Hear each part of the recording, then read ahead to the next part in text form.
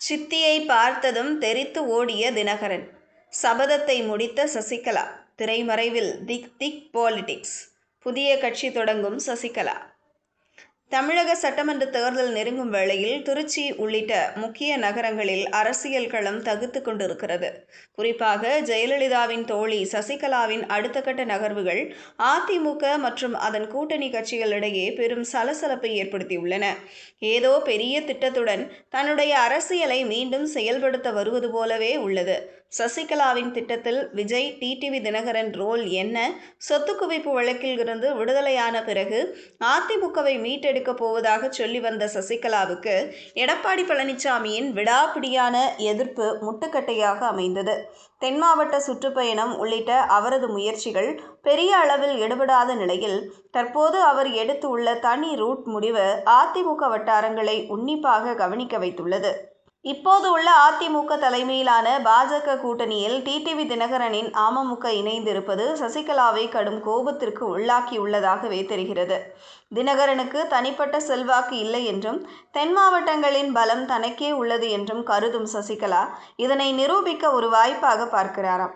குறிப்பாக அமமுகவின் கூட்டணியின் முடிவால் அதிருப்தியில் இருக்கும் தென் மாவட்ட சமூகத்தினரை தன் பக்கம் இழுப்பதன் மூலம் அதிமுக மற்றும் அமமுகவின் வாக்கு வங்கியை சரிக்கும் வியூகத்தை சசிகலா வகுத்துள்ளார். இதன் ஒரு பகுதியாக வரும் பிப்ரவரி 24 அதாவது ஜெயலலிதாவின் பிறந்த நாளில் சென்னை நினைவிடத்தில் வைத்து அம்மா அதிமுக என்ற புதிய கட்சியை அவர் தொடங்க திட்டமிட்டுள்ளதாக கூறப்படுகிறது. இந்த தனி பயணத்தின் இன்னொரு சுவாரஸ்யமான அம்சம் விஜய் தலைமையிலான தமிழக வெற்றி கழகத்துடன் சசிகலா கூட்டணி அமைக்க விரும்புவதுதான்.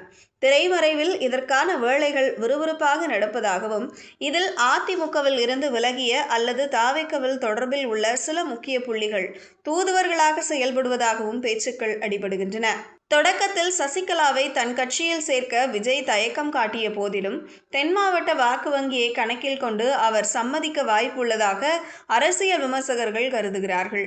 ஏற்கனவே விஜய் கட்சிக்கு டிடிவி தினகரன் செல்ல இருப்பதாக செய்திகள் பரபரத்த நிலையில் சசிகலா தாவேக்காவுக்குள் நுழைய உள்ளதாக தெரிகிறது. இந்த ட்விஸ்டை தினகரனே எதிர்பார்க்கவில்லையாம். நேற்று முன்தினம் சென்னையில் அண்ணா நினைவிடத்தில் அஞ்சலி செலுத்த காரில் சசிகலா வந்தார். உடனே டிடிவி தினகரனுக்கு இது குறித்து தகவலை ஆதரவாளர்கள் சொல்லவும் உடனடியாக பேட்டியை முடித்துக் கொண்ட தினகரன் வேனில் அவசரமாக அங்கிருந்து கிளம்பி சென்றார்.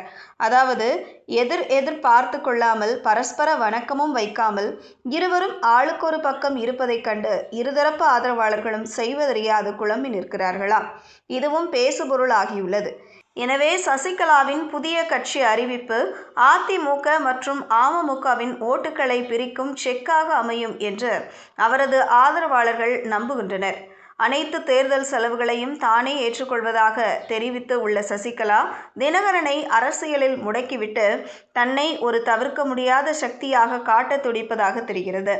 இதுவரை அமைதி காத்து வந்த சசிகலாவின் இந்த அதிரடி பாய்ச்சல் விஜயின் தாவேக்காவுடன் கைகோர்க்கும் பட்சத்தில் தமிழக தேர்தல் களம் 4 முனை போட்டியாக மாறி எதிர்பாராத திருப்பு முனைகளை தருமா தெரியவில்லை. பொறுத்திருந்து பார்ப்போம்.